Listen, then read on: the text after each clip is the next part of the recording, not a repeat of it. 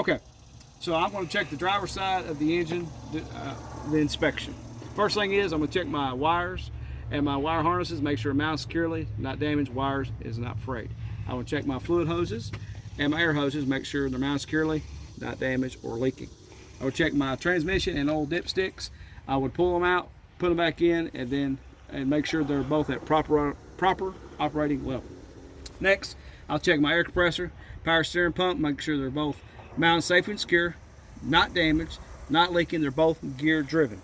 Next, I'll check my power steering fluid reservoir, make sure it's mounted securely, not damaged, and I will take the dipstick out to make sure it's at proper operating level. Check the hoses, make sure they're not leaking. Next, I'll move to my steering shaft. I'll make sure it's mounted securely, not damaged. My steering gearbox, mounted securely, not damaged or leaking. Then I will check my spring mounts. I have my front and back spring mounts. Make sure they're mounted securely, not damaged.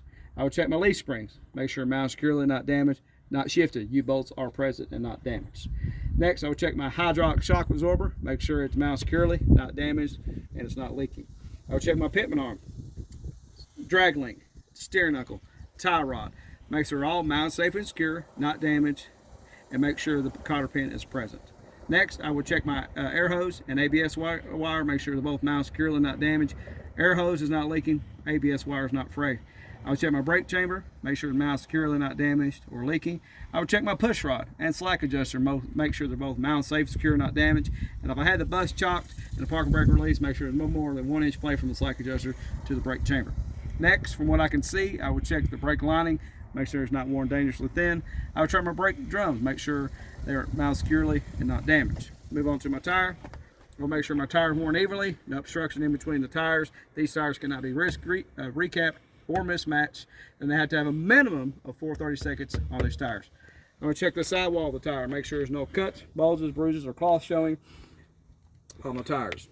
Next, I will check my rims, and I'll make sure there's no active factory welds on my rims, make sure they're mounted securely, not damaged. I will check my lug nuts, make sure they're mounted securely, not damaged, they're not loose. Rust trails indicate they would be loose. Then I would also check my hub seal area, make sure my bolts are present, not missing. Check my oil seal, make sure make sure it's at proper operating level. Then I would check my valve stem, make sure cap is present, make sure it is mounted securely, not damaged or leaking. And if I had a tire pressure gauge, I would make sure I have a minimum of 100 psi. Then I would check my mud flap, make sure it's mounted securely, not damaged.